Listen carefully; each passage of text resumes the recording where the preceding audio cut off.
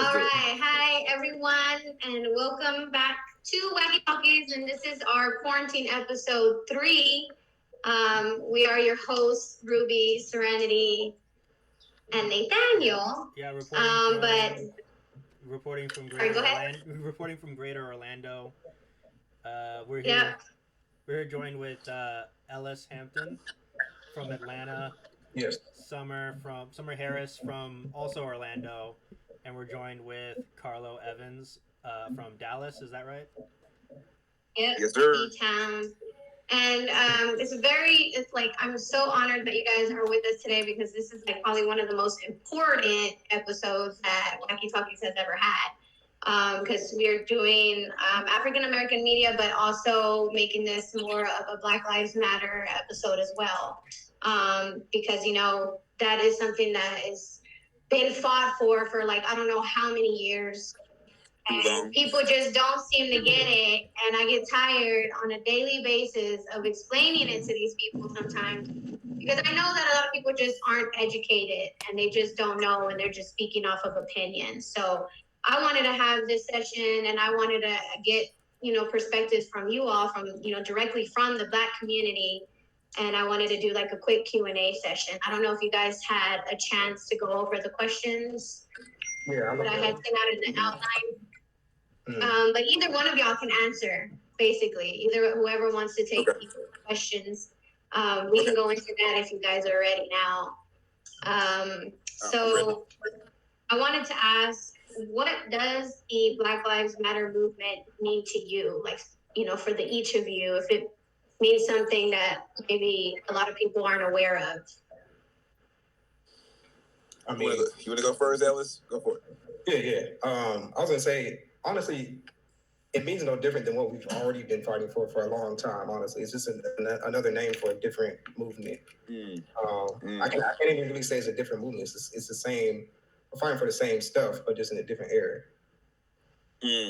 So it's like, So it's like y'all been tired.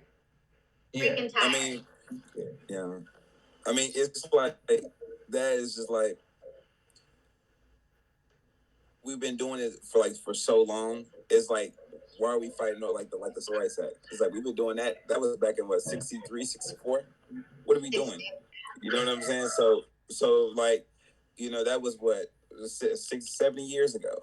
So this right here is just for the next generation. It's just a different name on it. But we're more than tired. So, you can't keep dragging another generation through this just to keep patting on the shoulders. Now, we done talking because you can't fight fire with fire. Peace and fire don't mix together because obviously fire is going to win every single time. But this Black Lives Matter movement, that's exactly what it means, is just another generation just standing up for what's right. So I'm proud of everybody. Because you had the civil rights movement, where, that's basically the only mention that they have in the textbooks in school, right. MLK, and then they portray, Malcolm X a lot of times as the bad person and things like that. But yeah, you're right. Like, it's something that has been fought for through so many generations. Mm-hmm. Now, do you all feel like it's gaining more momentum and more understanding this time? Of course, 1,000%. 1,000%. And go ahead, Ellis. Oh yeah, no, I was agreeing. The Black Lives Movement started years ago. You know what I mean? So, of course. But as far as this particular movement, yes, it is gaining more momentum now. I hope so. I hope it's not just like a trend, because I see a lot of people who are treating this as some sort of a trend, and they're like, "Oh, it'll be." It might gain this. I think it's that. I think it is. For a lot of people, it probably is. Yeah. You said what? I said for some people, yeah, it probably is. Yeah. Just like this whole thing has been kind of like weird to me. I graduated from a HBCU in Florida, in Daytona Beach, Florida. That was started by a African American woman by the name of Dr. Mary McLeod Bethune. And people need to say like her name is Dr. Mary McLeod Bethune instead of Mary McLeod Bethune. She's Dr. Mary McLeod Bethune. But anyway, she started the school with 5 little girls and 1 boy and $1.15 in Daytona Beach, Florida. Bethune-Cookman started off as a institute, like it was called Daytona Beach Institute for Negro Women, and it was built on a trash dump, and her rent was $11 a month, and it started in 1904, and then in 1923 she connected with Cookman Institute for Negro Men in Jacksonville, Florida. So that's why we call Bethune-Cookman University. But I say all that because we have always like marched for like, for like different things. When I was at Bethune-Cookman University, we did a March to the Polls with John Lewis. If anybody know who John Lewis is, he's a big impact. He was like one of the people that was in the civil rights movement with Martin Luther King, and he also started SNCC. At Fisk University, and also that's where I don't know if you guys know about the sit-ins. Yeah, he's a congressman in Georgia, actually.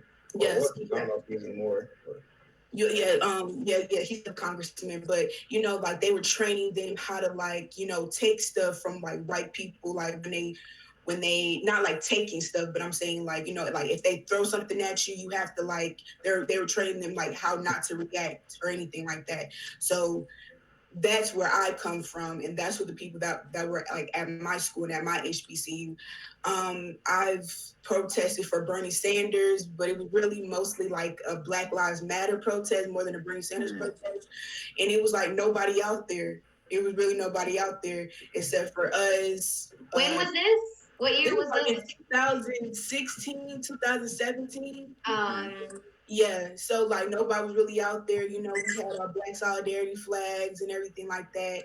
And it was, we wish that it was like this. My personal opinion about how it's going on right now. I think the pandemic has a lot to do with it. A lot of people don't have any jobs. Ain't got nothing else better to do. Ain't got nothing else better to do. Which is a good and a bad thing, honestly. Exactly. Yeah. And the looting and stuff like that was kind of a mixture of people not having jobs and people just being sick and tired of being sick. Yeah, and frustrated. Yeah, like I hear that a lot where some people be like, oh, but the looting and the rioting. It's like people have been looting and rioting throughout history. Yeah. When you wanted something to change, that's basically the way they had to get it. Oh, I think he's trying to say something. Yeah, I think you froze, Carlo. You did. Yeah. Oh, my bad. My bad. Can you hear me now? Is this better? Yeah. Am I good? Good. Am I good? So, okay. I think really a good thing that, when like the whole pandemic started, like right before, then like right after that, then like the whole thing with like George Floyd, I think that was a serious like wake up call. And that's exactly what this world, what the Western Hemisphere needed, which is America. This is what they needed. Because I'm just like, to me, you can't treat people like that. And like this hasn't been this didn't start just with George Floyd. This has been going years and years. Years. And so and I just recently found this out like 4 or 5 years ago that I think in Missouri, you know how you have like a hunting license or go or have a fishing license? There was a license to go kill black people back in like the 1800s, like after slavery ended. It was a license to go kill people because you a license. And that's the part that a lot of people like lack in, like I said, is education, because they only are taught what they're taught in school, and it's up to the parents if they want to educate them further on other things like that, but no one ever does. Like they just see, okay, slavery ended here and that's it.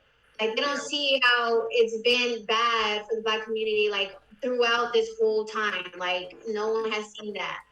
Did you know it was against the law for black people not to even wear shoes? If you were a person of color, you were not allowed to wear shoes. If you were hung on sight. If you were caught reading, you were hung on sight. If you were even caught looking at somebody that was non-POC, you were hung on sight. So after a while, after so many years, 500 plus years of oppression, not like that. I'm not even like this slavery, and it's like what's been leading up. When you put, it's like a bully. if a bully keeps bullying a kid for, I don't know, a year or so, sooner or later, he's going to do too. Yeah, they're gonna break. They're gonna break. You're gonna back.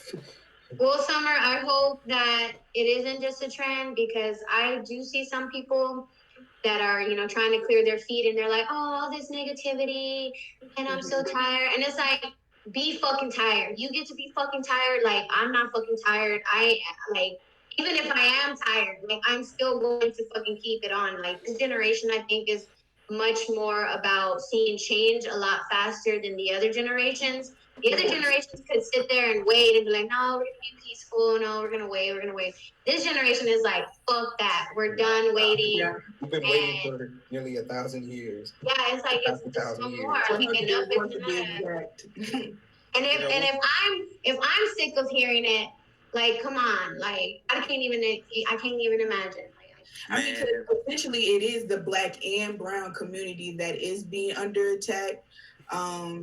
So they all see us as niggas at the end of the day. So yeah, because I saw even back then, mainly here in Texas, the Mexicans, fell under the same category. They'd be like, no blacks, no Mexicans, and no dogs. Like, they would put us along there with dogs. Like, but the next question I wanted to ask about was, if any, how your daily life has been affected. Have you lost a job because you're standing up for the movement, or have you lost a friend or a colleague or professional? I have questioned one of my friends who I actually, I guess you could say we grew up together. I mean, I've known him since high school. He's one of the white friends that I have. But he said something on Facebook the other day that would kind of tick me off. And I haven't talked to him since then. He's been kind of trying to reach out to me, and like, he wants me to explain to him why the post is BS, because I told him the post is bullshit. And I'm like, I don't know. Yeah, and that's another thing. Like, people want to always, have you like, well, explain to me. But it's like, first of all, I don't even know if you want me to explain to you just so you can argue with me, or you want me to explain to you because you honestly want to learn. Yeah, I don't. I said, what was the post about? What did you say about the post? Oh, he had made some type of like correlation between the death of George Floyd dying, because the cop had his knee on his neck for like, what was it, 8 minutes and like 46 seconds? Mm-hmm. He made some correlation between that and like 9/11 or some crap like that. And as a joke. Yeah, that has nothing to do with. And I was like, why is that even funny? Like, you don't joke because you didn't understand that. I'm gonna tell you something. You can't joke with that any form of fashion. People, they're saying that now because it's happening real time. I guarantee you, about 3 to 5 years from now, he will not. His answer's already changed. He's just doing it like just for his friends. I don't care what nobody says.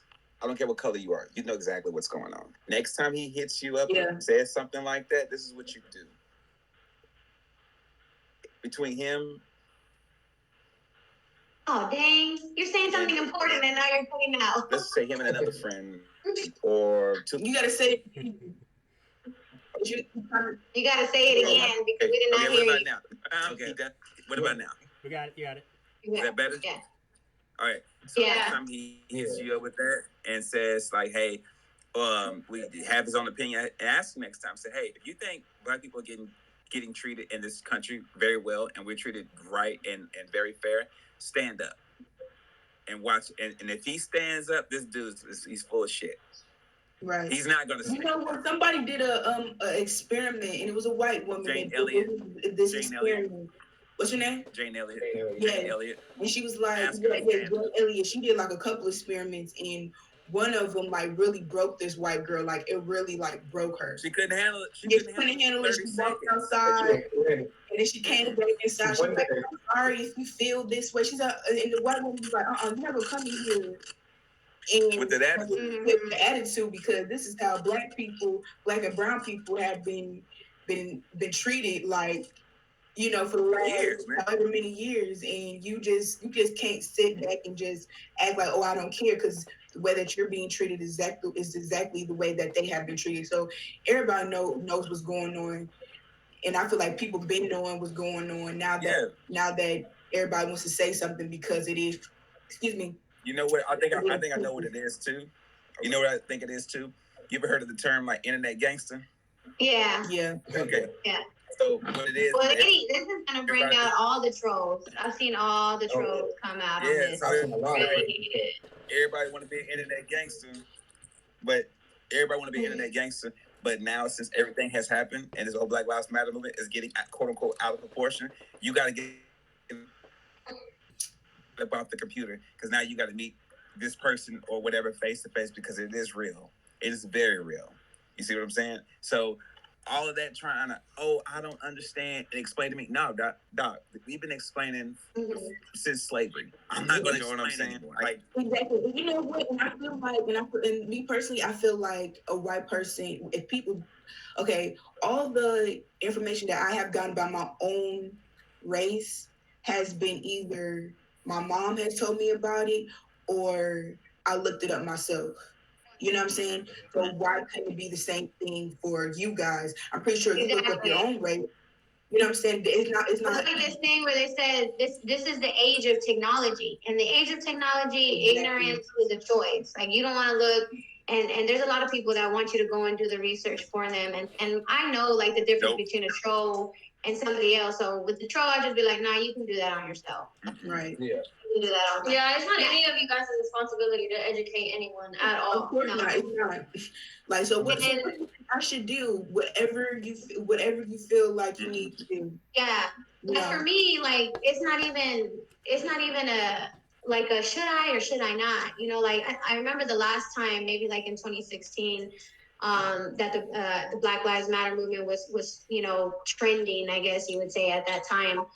I didn't even think as much of it either myself. Like I posted stuff, but I didn't hit it as hard as I hit it this time. Because when I saw again, like Carlo said, the George Floyd murder, that sparked, something in a lot of people. That ignited something in a lot of people.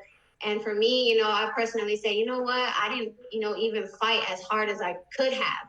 And I'm not going to make that mistake again because that's probably why no one has done shit about this. Like, we need to not be silent anymore because, for a lot of people, it's like, I don't want to go protest. I don't want to, bother my time. Like, my life is so perfect in my little bubble.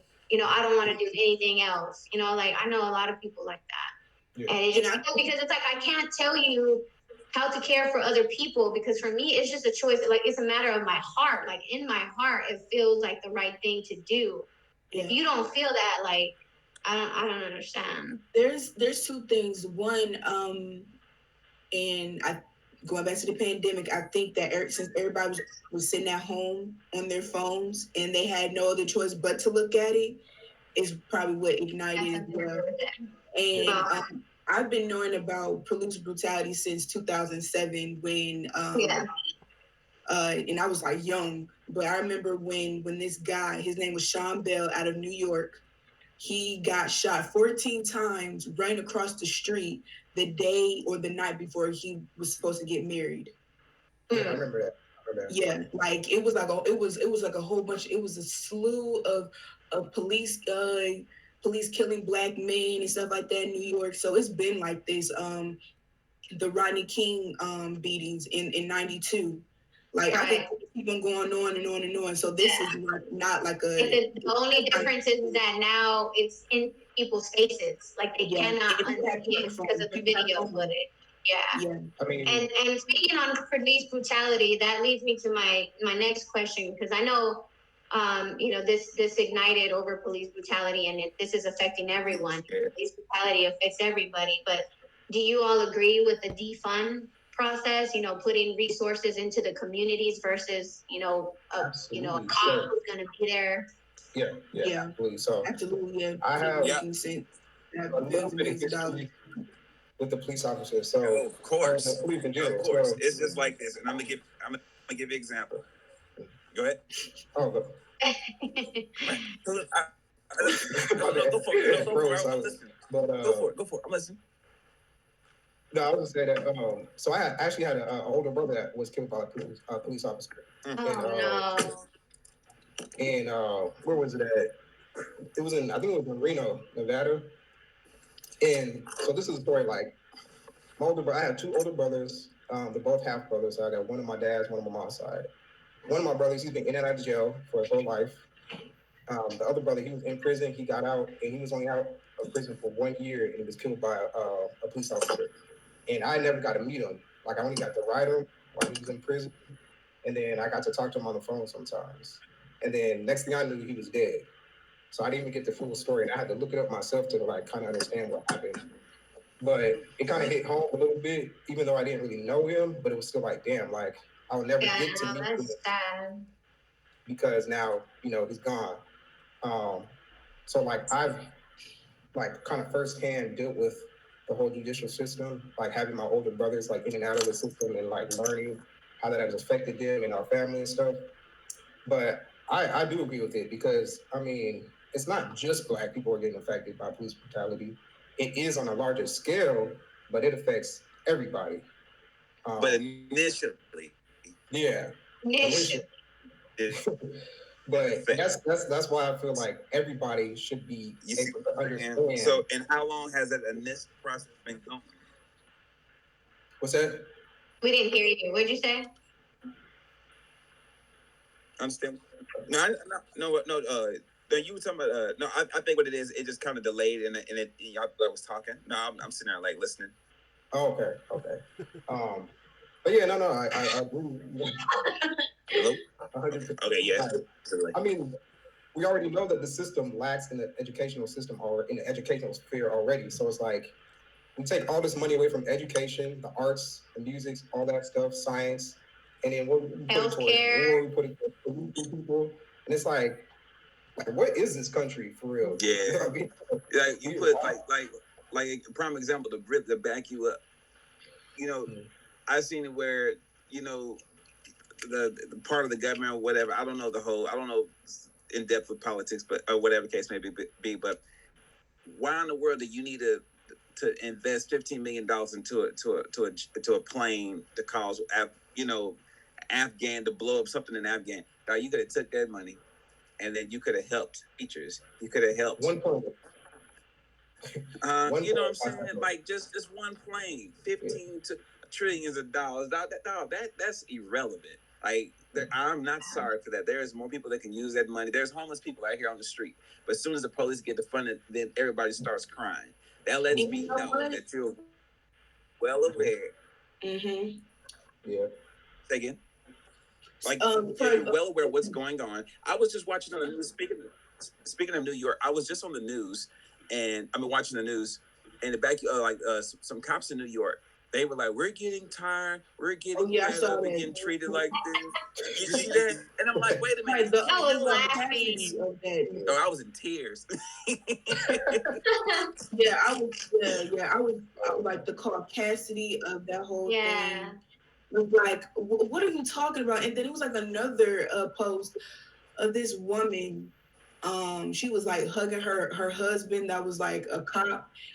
And on Facebook, she was like, "Yeah, my daughter, she's scared at night because she doesn't know if her father's gonna come home because everybody hates her father and everything like that." And I'm like, and then somebody commented under it, and they said, "Well, Philando Castile was shot and killed like right in front of his daughter, his wife and his child." Yeah.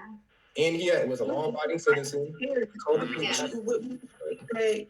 he was. And that's another thing that I hate that they do. I know y'all were talking about politics, is that when they start politicizing these movements, and it's like these movements are people for people. Like we're people for the people. I don't give a fuck who's making money off of what in the back end or what, like, because I don't know who the Democrats are versus who the Republicans are. And I can only see what they show us, and not what they're not showing us. I mean, we have 2 child rapists that are going up for the presidency. Like, what the heck is that? You gotta remember, Trump was also, he messed with kids as well. Trump did it. Like, we already know that the political parties of this country are not good. Like, they're not doing anything for us to begin with. So I don't politicize this. But you know what? 2 points I want to make. The whole Nancy Pelosi, Chuck Schumer thing. when they had those stoles on, and I don't know where they were Oh at. my God, that. Oh, When they were kneeling, yes. Yes. yeah. I'm telling you, Black folks don't want you to take a knee. They don't want to see you taking knees. They don't want to see you with kente cloth, stoles on like you at an HBCU graduation. We don't want that. We That's want embarrassing. For Like some it's people, like you're they trying to like fit that. in. exactly. We want you to be in your offices, drawing up bills, plans, laws, passing laws on how to just for Black people. Just listen. This is protecting their human rights, and that's it. We don't want to see. I think that's just them trying to go extra. That's just them trying to be extra. Like Ellis said, I think they're doing it because they know some people might like it, but yeah, they're really just being extra. Because like you said, all they need to do is pick up that pen and shine away. The stroke. The Yeah, pen just is put it on. mightier than the sword. Oh, do you all? The last question I will ask is: do you all feel like good changes are actually being made this time? Yes. I feel like some, yeah. But Yes. there's a lot. But not all. There's still so many, right? But we have a long way to go, but we have the podium start. You see what I'm saying? This generation finally got the start of things. It's like how we was talking about earlier. It's like we've been protesting and we've been marching peacefully. Finally, we stop holding hands and start grabbing pistols. Then it's like, okay, we'll stop now. You see what I'm saying? So like now, it's like that's what I was telling my mom that. Yep. You can't go nowhere without cameras recording people. So like, it's like you can't do that anymore. The game is over with. It's not cool to, oh, I didn't see him. He should have never worn a hoodie. Oh, let's sing Kumbaya and hopefully God forgives this man. Yeah, no, bro. I'm not doing that. When you pull me that's over, exactly you what I ask said. me for a driver license. Pull out your pistol. No. That's exactly what I said. This I'm not time doing around, that. So like we. I don't think we're here at a point where we're like ready to stop fighting. Like that's what I'm saying. Like No, I think we're not. I think now we have so really started moving like that. Yeah, like there's so much still left to do. Yeah. No, it is. But I will say this: it's a lot to do. But at the same time, this generation right here, they put a start to where we need to be at. So it's like, you know what? Instead of it trying to take us 100 years, 40, 50, 60 years ago, we was looking at 100 plus years. Now we're looking at maybe 20 or 30 to 20 to 30 years. So I'll take that. I'd rather wait and just take that versus trying to wait another 100 more years so hopefully I don't get killed one day. Or, ask your white friends, do y'all get scared when y'all get pulled over? No. Probably not. Because 9 times out of 10, they probably know the officer, or the officer know their father or their mother or something like that. Period. You know what, my cousin, my friends, we were sitting there riding tour one time, man, and we all like looked at each other and said, "Good, everybody good?" And we got scared that quick. Yeah. It don't take much, man. Yeah, people don't realize that. They gonna see it today. They gonna feel this. And that's what I was saying too. Like, I feel like if like these things keep happening, people are just gonna get even more mad because I've seen cops killing more people, like even after the protests, even after the changes, even after the promises of reform. Now they're hanging people. They're lynching people in 2020 now. Like they're trying to go back. Yeah, they're trying to really take us back, and I really feel like people are going to be so angry that it's going to start getting worse. People are going to start getting way worse. They're going to start either one, killing themselves in the name of the movement, or two, hiring assassins and killing people and taking people out. I don't know. I just don't know. I mean, but that's what it takes. It's just going to go crazy. And then that's what I'm saying. Like they better make whatever changes they need to now, because like they said, they're lucky that Black people want equality and not revenge. It's people getting paid to start riots and fires right there in those streets. Yeah. Well, they're trying to discredit the movement. Well, I do appreciate you guys. There's a lot of people that try to discredit the movement for any reason that they can. Come on, man. What's public enemy? Tell it, man. Yep.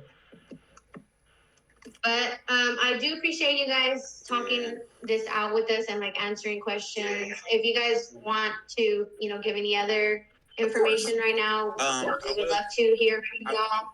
Okay. I would just say this though, whether if you're white, black, it doesn't matter. Latino, I don't care.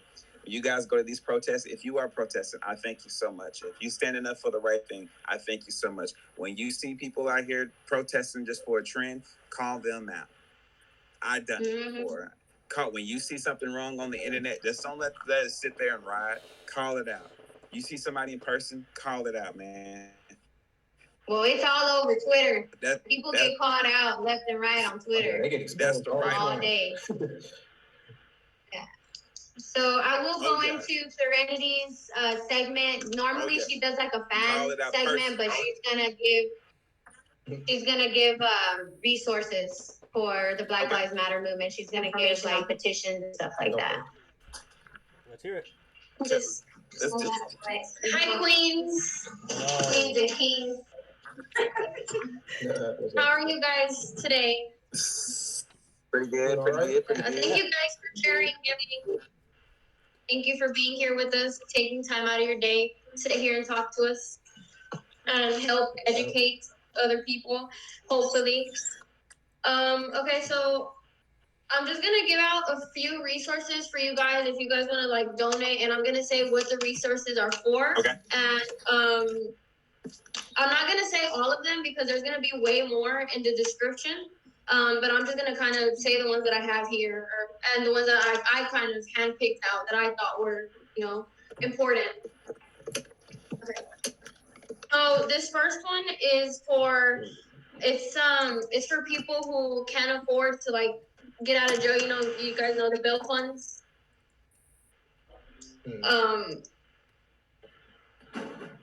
So this first one is faithintexas.org/bail fund, and you guys can go there, to donate anything. And then this second one, this one is like one of the. I think this one is actually like the most popular one today, like from today. Like there's been a lot of people posting about it, and it's for the Justice for Breonna Taylor, and only one of the 3 officers was fired. No arrests, no convictions or anything. So you guys can call the Attorney General Daniel Cameron at 502-696-5300. So you guys can call him and demand justice. Next one is it's a fund for this kid named Elijah McLean. He was just walking home from school, and a lady just called the cops on him because he was wearing a ski mask, and he was tortured by cops, and then he died. So you guys can go to Linktree/Justice for Elijah McLean, and you guys can donate there. Let's see. This is the last one that I have. So there's this. Huh? Everybody wear a mask. Yeah.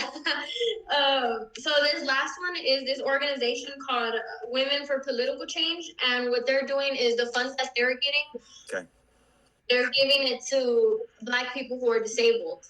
So they're giving funds to them, and you guys can go donate at http:/tinyurl.com.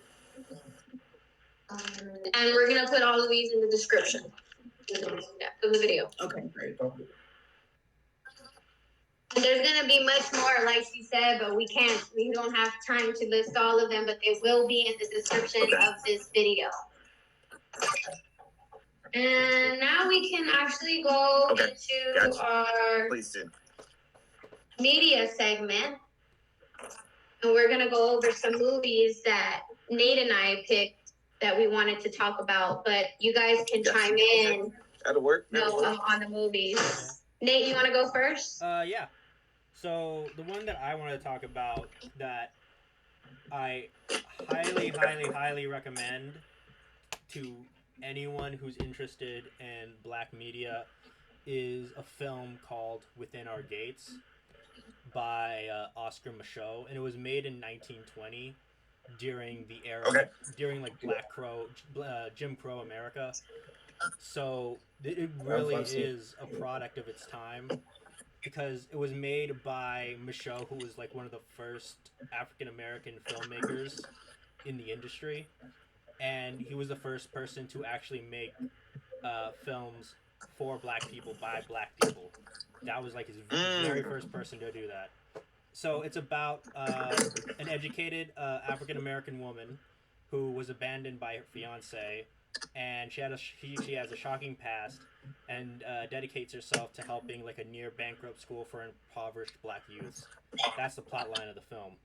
Now the film was made in response to another film by D.W. Griffith, which was released a year later, called Birth of a Nation, and that is an insanely racist film. If anyone's ever had a chance to look at it, I believe Spike Lee made reference to it in Black Klansman.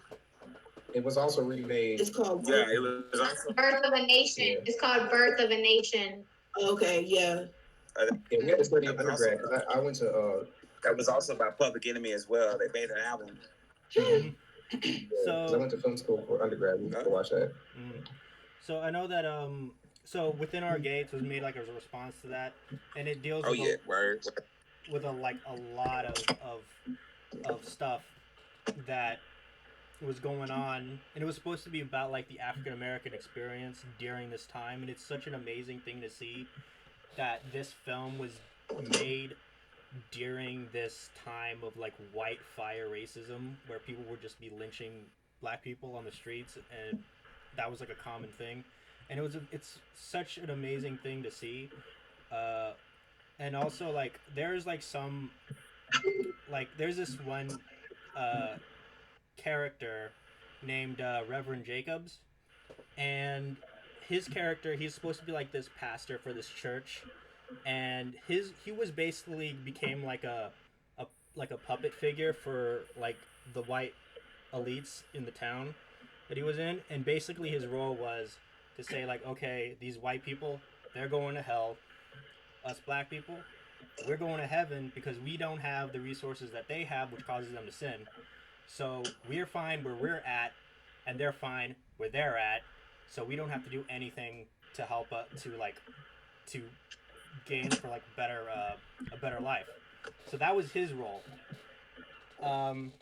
And there was this one really like it was one of the most heartbreaking scenes I've ever seen in cinema, like put to film. And it's a scene where Reverend Jacobs goes to these white people that he's in the pocket of, and they basically just like he just kind of like plays this caricature of himself for like these white people who are basically okay, sing and dance for me, and he's like, okay, I'll do that. And then after that he goes after that he leaves the room, and he turns and looks at the camera, and you can see like this face of like utter shame that he has, like he's like, and then he like says like he basically feels like he basically laments about how much shame he has because he basically sold his soul to the proverbial white devil, as some people would say, and it's like one of the most heartbreaking things I've ever seen put to film. So if anyone wants to like completely understand what it was like living in that time as like an African American during that time, this is definitely a film to watch. This is a silent film, so if you can stomach that, I highly recommend it. It's really good. Yeah, I've definitely seen it. I'll have to watch it again. Yeah, you can watch it on. What's up? Say, can you watch it on YouTube? Yeah, you can. Yeah, you should. Oh yeah, you actually could, because I actually looked it up the other day. Yeah, you can. It's called Within Our Gates. Within Our Gates. Within Our Gates. Yeah. Within Our Gates. Yeah. I think it's like isn't it like an hour or something? It's like an hour and 10 minutes. Yeah. Yeah. Wow, it's silent. Oh wow. Yeah, it's pretty short. Yeah, and there's this one scene with this one guy who was supposed to be like the town snitch. He's an African American guy who basically is like the assistant to this white banker. The house He's people. called Uncle Tom. Yeah. Yeah. The house That's what that's called. Yeah, and I remember he was doing that, and there was this one scene where I believe the main character's brother Jasper came to meet the banker, who was like a ruthless banker, who would like send out loans that nobody could ever pay back, and then he's like the thumb under their thumb. So he would come in to like try to reason with him, and then he was shot by this other guy who was a white guy. So we shot him, and then so the his assistant, the guy, he saw the whole thing. He basically went around the town telling everyone that Jasper did it, who was another African American, and they just went ballistic. And they basically tried to kill him, like lynch him, because of it, because he apparently, like, supposedly shot this white guy, even though he didn't. He was completely innocent. But when they found out that the house guy, the assistant, was lying to them, he was basically going around like bragging that he told everyone. He was like, "Hey, I'm like the white guy's best friend. I did all this stuff. I do everything for them." But when they found out that he lied to them, they basically turned their swords against him, and then they ended up lynching him. So that's how that plot line ends. So it gets pretty graphic, and I know that I think the film board of Chicago rejected the film because of its graphic nature of some such things, but it's a very important thing to watch and understand. I can imagine the imagery behind it, with it being a silent film and all. Mhm. I bet you it's really like actors' portrayal of the expressions and all of that. I bet you were really good. Yeah, and there was when they were showing that scene, there was like the assistant was basically bragging, but when he found out that, oh no, they're going after me, like he basically looks into the film, and then it crossfades him like hanging on a tree, and then it goes back to him. That's him like imagining like, oh, that's what they're gonna do to me, and that's not good. And so that's how they visually portrayed that. And the funny thing about it is that the film was actually considered to be lost. Like it was like there was no record, like it was lost to Americans, and nobody was able to find it until like the 1970s, when somebody found it in Spain, and it was like a Spanish version. What? Yeah. Wow. Mm-hmm. So everybody had to like they had to like retranslate it from Spanish to English again. And there's this one section in the middle that was completely lost, so they had to like say what happens in text. So. Oh man. Yes. So someone like tried to destroy it, you think? I don't know, maybe. I think it just probably got lost in time. It was just so old, and they didn't have like a great way of like securing it. Yeah. Because if you don't secure it properly, the film will get damaged over time. Mm-hmm. So, Within Our Gates, I would highly recommend it. It is an amazing film. It has like 100% score on Rotten Tomatoes. It is a near perfect film. I would definitely recommend it. Right, so What's it called again? Within Our Gates. Within Our Gates. Mm-hmm. Within Our Okay. Gates. Yeah. Yeah.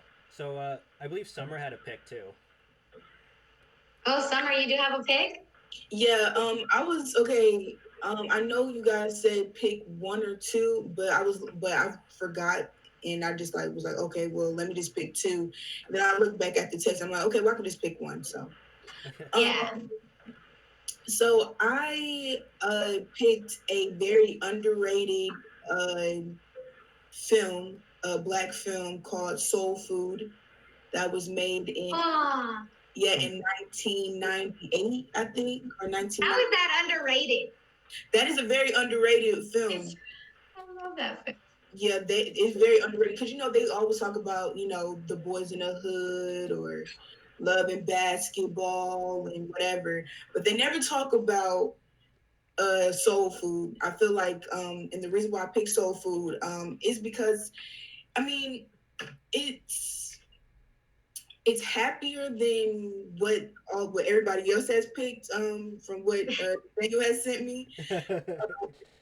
So I was like, okay, but it also has like, their trials and tribulations. So, but the reason why I picked this film is because it is really essential. Like, this is what Black families are like. Black middle class. It was filmed in Chicago. Yeah, Midwest type of family. Like, that's who we are. If you ever want to know, like, okay, so like, what is like the typical, or it's not like a typical Tradition. or not Yeah, like traditional. traditional. That is what it is. And I think that they take that beautiful film and they kind of like distort it in so many different ways to make it more stereotypic. So that's where you have like your Medeas and all the type of stuff. You're gonna go into that. Oh. If y'all Ellis is like, whatever. But that is what not every aspect of it. But it gave you a perspective. yeah, it gave you an array of, okay, listen, like, we're just a blue collar family. This is who we are. We are all blood, but we are all different, all at the same time. You know what I'm saying? And that really shows that Black women and Black men, we're people just like everybody else. And I feel like that's what America doesn't see. They see, like, big booty, big breast Black woman, big lip Black woman. You know what I'm saying? You know what I'm saying?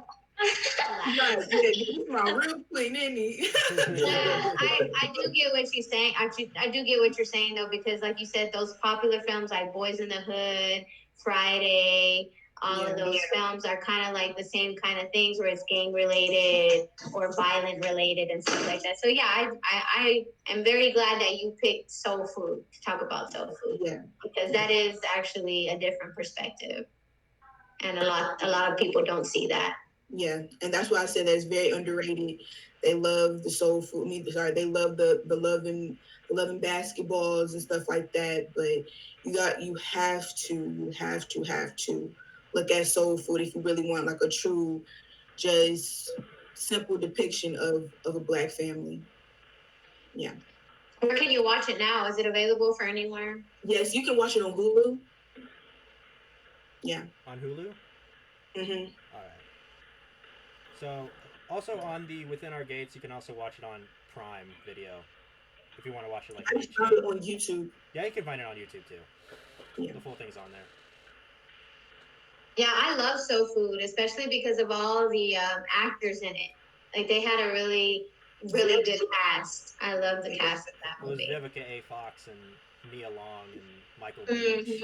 Mm-hmm. Mekhi Phifer. Yeah. Michael Ealy. I like Michael Ealy. No, that wasn't that one. I don't think. Wait, is it Michael Ealy that was on that one? Michael Beach was in it. I think that's what you're thinking of. Maybe. Yeah. Yes, Michael Ealy. Yeah. This is like a totally. Yeah, this is like an older film. Okay.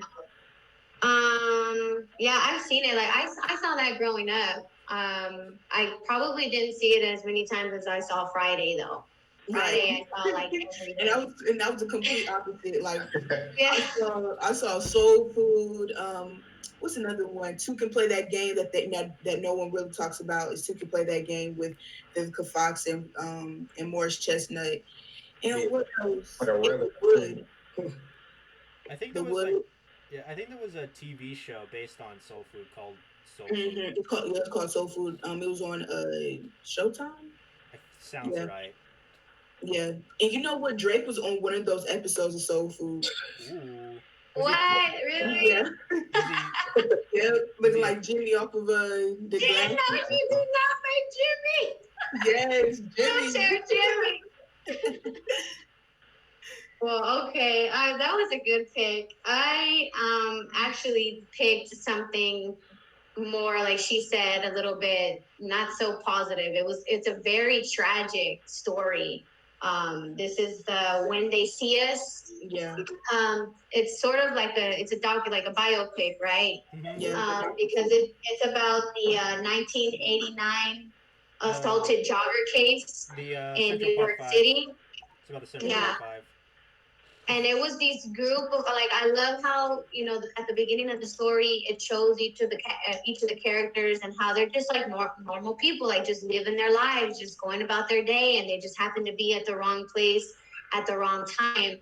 Nothing to do at all with this person that was assaulted. Nothing at all. No DNA. No nothing came back, and they still like made them guilty. Made them say that they were guilty. And this is just such a powerful film to watch. Like, if you're not even remotely aware of how, you know, even at this time in 1989, that's still kind of like in a, you know, modern time. It wasn't back in the 60s or anything like that, but still 1989, 90s, you know, you want to say there were people who still just wanted the Black community to suffer in these ways. Like, it was nothing to them to get these boys to say they were guilty when they really weren't. They coerced them in so many ways, you know.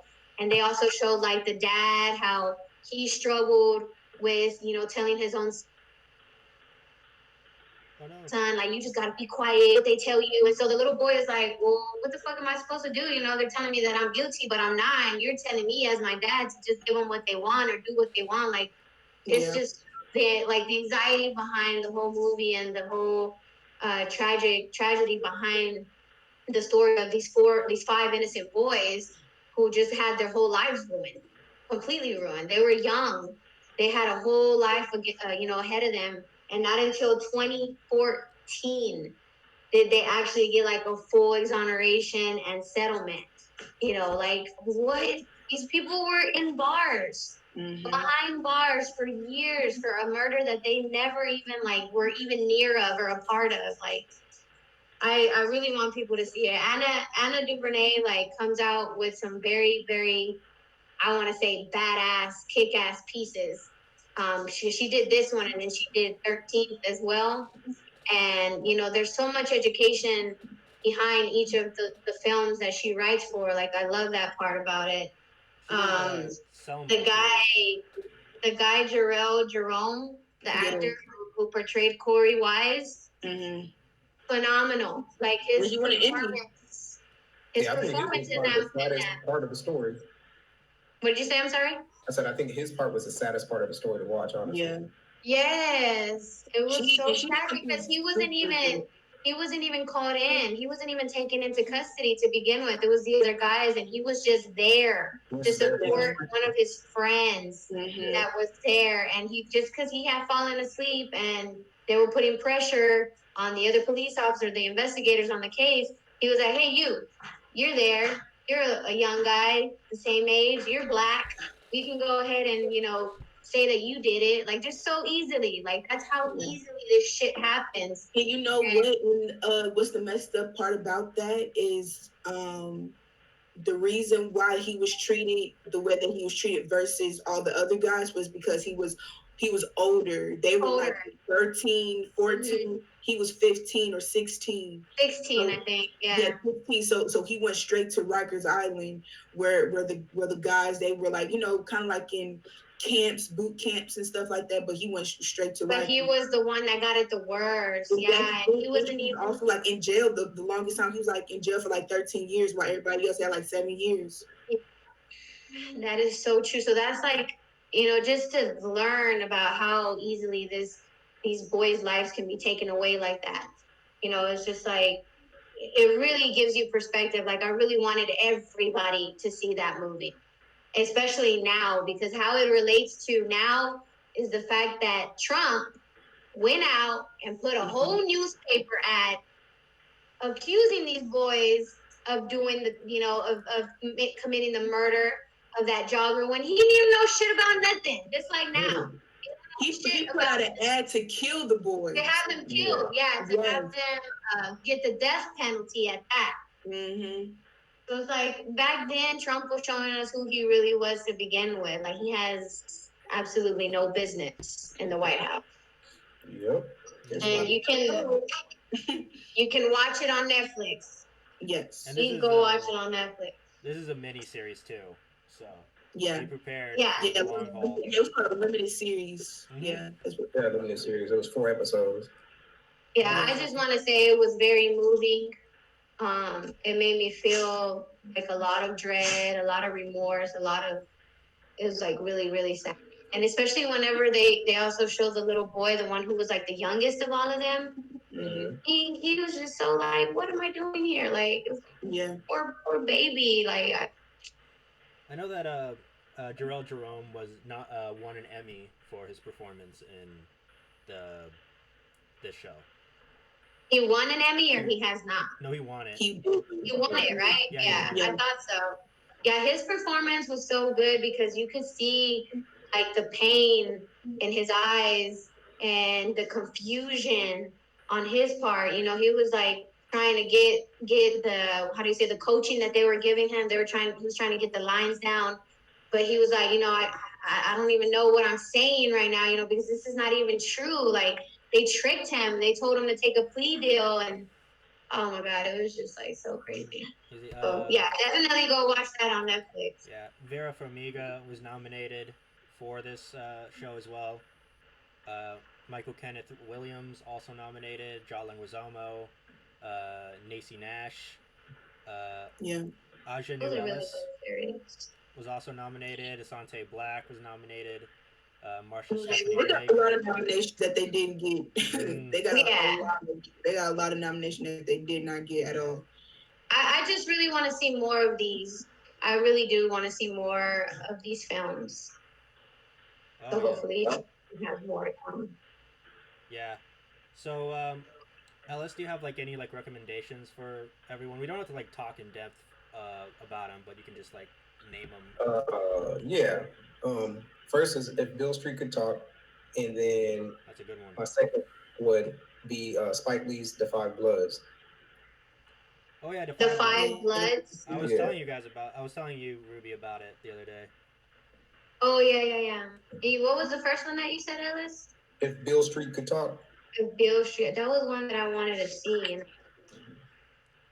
Oh, I watched that one. It was by Barry Jenkins, the guy who made Moonlight. Yeah, it's based off a story by James Baldwin. Mm-hmm. Okay. Like everybody in that film was like top-notch acting. Like everybody was like the best acting. Like even like the minor supporting characters who were only there for one scene, they gave it their all. Like it was like amazing acting all around. She won an Oscar for, I think it was an Oscar or a Golden Globe for her part, and she played like a really small part. Was it Regina King? Is that who that was? Regina King. Yeah. Mm-hmm. Okay, and the other one was The Five Bloods.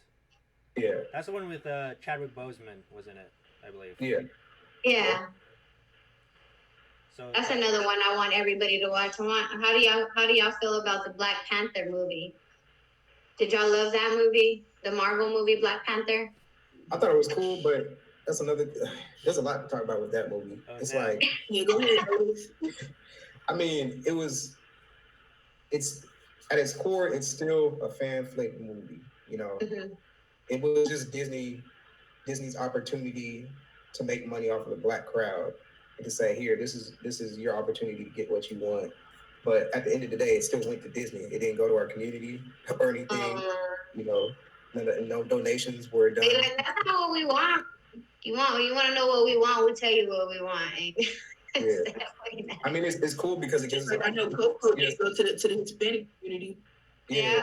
It gives us an opportunity to see us in a different light on the big screen. But at the end of the day, it's like, what is it like? That's just one tiny step. Yeah, capitalism, bro. Capitalism. I know Marvel. Yeah, and I feel like they always like have us depicted as either like something evil or something powerful. So of course, when they stop us, they going to think that we're just evil or we're powerful. And that's why I think that's the reason why I picked the movie that I picked, because it shows you, that we're human and that we have feelings and not always with swords, and all this other type of stuff. That's why I don't really like superhero movies, because I need to know. I don't want you to, what you call it? I don't want to. Fantasize. Yeah, Like, make it a I'm not fantasy, that type yeah. of person. I'm very real. Like, show me something real that I could learn from. And a bunch of men and women in tight spandex suits ain't gonna cut it. So yeah, I mean, y'all do what y'all do, but I just can't get with it. Show me something, or tell me about something that I could actually learn from instead of What white about men. the barbershop movies? What about those? Do y'all like those? Yeah, Good. I would put that in the same category as soul food almost, because it shows, it's comedy, but it Yeah. shows like normal life of like how it is to be black in our neighborhoods. It shows a portion of that in the barbershop. It shows how we representation of us in our own kind of like environment. Like, what did you guys Right, think? just like with beauty shop. Same thing Right. with beauty shop. Right. Yeah. So, what did you guys think about Miles Morales and Spider-Man Into the Spider-Verse? I mean, again, it's another opportunity of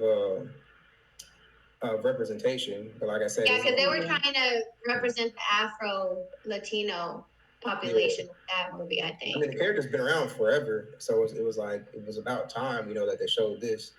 Mhm. But I mean, Disney has its own demons too, so I don't put anything, I don't pat them on the back. You know what I mean? Yeah. Like when Disney Well, first another started, one of my honorable mentions that I had on my list was the movie Harriet. Do y'all like that movie? Get out of here. No. I didn't No? want to see it. No? I didn't even want to see it, just how the way it looked. Yeah, I And heard it's it crazy because the person that directed Harriet is the same person that directed and wrote, I believe, East Bayou. So East Bayou to Harriet, kind of like a downfall. Because I feel like Harriet was gonna be like, okay, yeah, they're gonna tell the utter honest truth about Harriet, and it wasn't that. I heard And I didn't see it to know that wasn't gonna be that. So, was like, Well, is it true? Because I didn't know, whenever I watched the movie, I didn't know, towards the end how they say that she actually fought in the Civil War. Is that part true? Like, I don't even think I've done my research on that, but I think I didn't know that. Yeah, I never heard her being I don't know about that one. part of the Civil War. She would have been dead. She would have been dead. I don't know. Right, Carlos. Like, she would have been dead. That's why I was like, that didn't make any sense to me, because it's like they showed that at the end that she helped, actually fight on the battlefield. I'm not sure if it was the Civil War or it was like right after that. I need to watch it again. You don't have to worry about it because we all know that that's not true. We just know that that's not true. They be lying. Mm-hmm. Yeah. all right, And then I had Selma and Just Mercy too. Just Mercy, I really enjoyed. I really enjoyed Just Mercy. another one with Michael B. Jordan and Jamie Foxx. Yes. Mm-hmm. That one was another good one. I like the story of 12 Years a Slave because it was based on, Solomon's life and what happened to him. That's another tragic story. You go out with a couple of guys as a free man and you have a couple drinks and then the next day you wake up a slave. Like, that's just like, what the hell? Yeah. That happened a lot too back then. What did you guys feel about? Like, Facts of life. That's just like when you go out there with your homeboys, y'all having fun or whatever, and it just takes the right place at the right time based off the color of your skin. That's an everyday thing. Mm-hmm. Yeah. The everyday thing. Do you know, like before I go, like sometimes I go hang out with my other artist, Boom, and I always make sure that I'm at his house like before the sunlight starts going down. And when I do get over there, it's like, all right, so where we need to go, we'll make sure that we're already there before the sun does go down. So if we know we're going to go out there, go party or whatever, we'll drive wherever we go, but then we'll Uber back. We never drive back. Mm-hmm. You know what I'm saying? So it's like, I don't care if he had one sip of alcohol. I tell him, like, no, because that little pinch right there can expand. I said, now, I'm not saying all cops are bad cops, but it takes one bad cop to spoil it for everybody. So that's the same way how they like look at us. You know what I'm saying? So I feel you on the movie, man. All right. Did y'all have any others? If not, we can go ahead and just start with the outros of the episode. I said the most classic movie that they show in schools is Alex Haley's The Roots, not The Roots, but Roots. I think that's what everybody should watch, for even all the white people that want to know or need to understand the inkling of what's going on with us and why we're, fighting for change. I think you need to watch that, which is very long because it goes through different like generations and generations. But it's kind of like a limited series as well, just like what Ava DuVernay did. But it goes from how they got him from Africa to all the way up until West the Africa era. That's Yeah. right. Where can you watch it? Sometimes you can find it on YouTube. I'll say Amazon Prime. You can You probably said it's just called Roots. Yeah, it's called Roots. Yeah, or you can you can look up Alex Haley's Roots. Yes. Oh, it's on Hulu and Prime. Yeah. So it's on Okay, Hulu and Prime. Yeah. And we'll be sure to post all of that in the description of the video. So Yes, people and can go. also don't watch the new Roots. Watch like the old one. Back in the 70s. Like 1970s. No, the 1977 one. Yeah, 1977. What's her name? She plays in it well. Let me see. Leslie Uggams. Is that who you're talking about? Who? Leslie Uggams. No. No. Talking about Roots? Yeah. She plays a part of the movie. Her mom dies, and she uses that emotion in order to cry.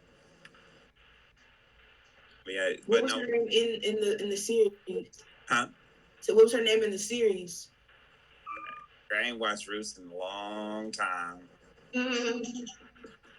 I don't know, but I do know it's that movie, that series alone. To be honest with you, and everything, like that's not even half. They can't even show half of what Black people like went through. Like, and there was a lot of people couldn't even handle that. Yeah. But I know. I can't even handle seeing like stuff like Midsummer and stuff. Where it's just like so brutal and gory and like what's worse than that? Hey, what's up? So there was even I had to even go back on some I did even some more history on slavery and everything, like looking it up, and I didn't even know this. I'm gonna say this part and I'm gonna let it go. But if you were a slave and let's just say your child is over there crying, and you try to tend to your child's needs, and if you showed any emotion or anything, they would either kill that baby or they would get you. And if you tried, after they said no, don't do that, and you continue to keep doing it, they'll beat you up a little bit, kind of rough you up. They would take 2 ropes, maybe about, I don't know, let's say 10 feet each. They would tie them. One end of the rope would go to 2 horses. So one end goes this way and one end goes this way. And they would tie it to the horse. And they would tie their feet. And then once the horses run, and they would split you wide open. So if you go back and you look on your jeans, regular jeans, and you see how the legs are split, that's the history. But you know what? I heard one plantation, what they would do is if you were pregnant, they would dig like a little hole for your stomach and put your stomach down in that hole and then continue to beat you. Oh yeah. I think like they used to cut off like limbs. Like we found out that she was. Oh no, I was reading about the lynchings in Texas, the makings of a lynching culture. That's the name of the book that I'm reading right now, and it was like so graphic to detail. Like whenever they were dragging this man, like even after he had like whatever kind of like court session that they had back then, even if they didn't condemn him, the mob would come and they would all grab you, regardless if you were guilty or not. If they wanted to hang you, they would hang you just by the mob being there and the amount of people being there. They would just overpower anybody who was, trying to, defend this one person. And they would just drag him off for like a long period of time. They would drag him across the floor while people were stoning him. People would stabbing him. They would even castrate him, cut off limbs, all the way up until they got to the place where they were going to lynch him. And they even cut off like his fingers, and they showed like whenever he was, hanging, that he couldn't even grab the rope because of the fact that his fingers were gone. Mm-hmm. And he was just, like, it's just, and people were so sadistic back then to even like see that and be able to do that. Like, what is wrong with you? They used to have something called nigga barbecues where like white people used to come out and like it was like they were at like at a cookout seeing this white man get burnt in broad daylight, like burnt up in broad daylight. And if you want to learn more about this stuff, it's another movie called Rosewood. When They See Us and all this other type of stuff, Rosewood. A lot of times, Rosewood couldn't even be played on TV because it was just that graphic. Yeah. Jasper, Texas. You said what? Yeah. Watch that. Between Rosewood and Jasper, Texas. And Mississippi Burning. You ain't getting out there. Not crap. You ain't getting that.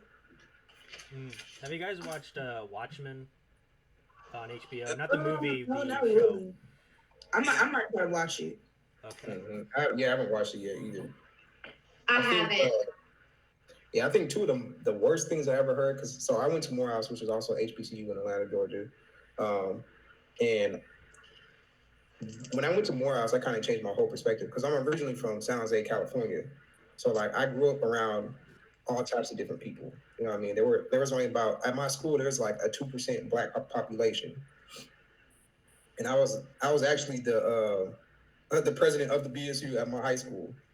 But at Morehouse, when I actually learned the history and the atrocities of some of the stuff that happened during slavery, or like just during Jim Crow and segregation, it was crazy. Like, I think the two worst things I heard was one story of a Black woman who was pregnant, who was hung upside down, cut her open, and then like stomped on the baby. Mm-hmm. And then what was the other one? I think it had to do with the horse thing too, where they like tied you up and then like, split you apart and everything. Split you apart. They would lynch the men and then castrate them as a sign of like, trying to demasculize them. Yeah. So let me ask you this, Summer, because I know you said that you don't like them showing how powerful they are in Black Panther. Do you like Quentin Tarantino's Django Unchained? No. You don't like that one either? No. It's because I feel like now fairy tale. It is. It's very what do you call it? It's unrealistic, right? It's very caricature.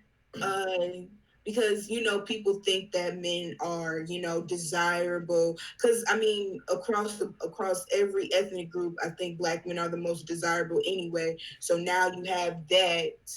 You know what I'm saying? So it's kind of like it wasn't. I didn't like. So you feel like he mainly did it to just make it seem how Black slaves back then were desirable, or like at least the Mandingos, I guess, that they showed. I think it came to the Mandingos. Rock's attempt at trying to empower Black people, but it was just like this is like what is this? This isn't right. And then you had the brothers like ripping each other. Well, you know what I think he does, Quentin Tarantino, is I think he does want to give the people some sort of satisfaction, because he did the same thing with Inglourious Bastards, where, they actually got to kill Hitler. They actually set that motherfucker on fire, Yeah. And so I think Quentin has this thing where he wants people's, fantasies to come true, where who wouldn't want to be a slave like that who took over, his white masters, whatever he had going on, and they shot him up. They shot up his house. They blew up his house and all of that. So I think that's kind of what he was going for. But I can see how you would think what you said about the Mandingos. Because, yeah, they kind of just like make Django feel like very sexualized and desired. Because that's what they do to us a lot. I had to do a film, or sorry, I had to do a senior paper, 20-page senior paper, and it was about Black women's representation in Spike Lee films. And I always reference my paper. And a lot of times, Black men sexualize Black women, white men sexualize Black women. I mean, white people sexualize Black people, just period. But they don't show us as like, when you see like a white film, you see like, big weddings or whatever like that, or My Big Fat Greek Wedding, just simple storylines and stuff like that. Why does ours have to be like, oh, we got to shoot him up, kill him, bang bang, or or I'm the strong Black woman. Yes, I'm being mentally and physically abused, but I'm a strong Black woman. I don't need no man. I don't, and that's not how all of us are. I mean, that's not how I am. I'm saying? I don't come from the hood. I am suburban as hell. Okay. My father is a military veteran. My mom works for a law firm. Like that's just who I am. Yeah, I mean, you gotta watch. I try to tell people that you have to watch what you consume and what kind of movies you put out, especially if you're creative, because you can create these poisonous narratives, because not everybody is psychologically on the same level. So they may see something interpreted totally different. So that's why I tell people, when you put out certain stuff, even music to this day, we can blame a lot on our music too, but I mean, it's just education. People just not knowing how to like decipher, certain messages, and then, just the stuff you consume on a daily basis. Yeah, well, a lot of people don't get that. A lot of music, especially hip hop and things like that comes from their life experiences. Yeah. And you gotta fucking understand that when you're listening to something, it's not because they're trying to tell you to go do it or to do the same things that they did and, make the decisions that they did, but it's just letting them they're letting you into their life so that you can see what they went through, what they pulled through, what, the conditions that they're put in, and that's what it is. Yeah. But again, I appreciate you guys so much. Thank you so much for taking the time today. Thank you for having us on here. Thank you for having us. I appreciate it. Yeah, you guys, I love this episode the most. You can follow Carlo, who is a very well-known videographer, at Kid Clo on Instagram, KIDBCLO. And then you can follow Ellis on Instagram as well at Colored Film Stock. And what was that? Colored Film Stock is Ellis's IG. So yours is the same as your screen name right here, Kid Clo? Is there? Yeah. Okay. Mm-hmm. And then Summer, you can follow her as well on Instagram at Summer SOMER Jams JAMS. Yes. Is it because you jam? It was kind of like that. I made that up when I was in high school. I heard it on the radio. They were like, "Oh yeah, we about to turn on the summer jam." What I heard jams is Will Smith Summertime. Yep. I might change that one too. Yeah. So. And then you can. What was it? Go ahead. Nathaniel and Ellis, what was you guys' Instagram? I'm about to add you right now, so okay. She'll pop up.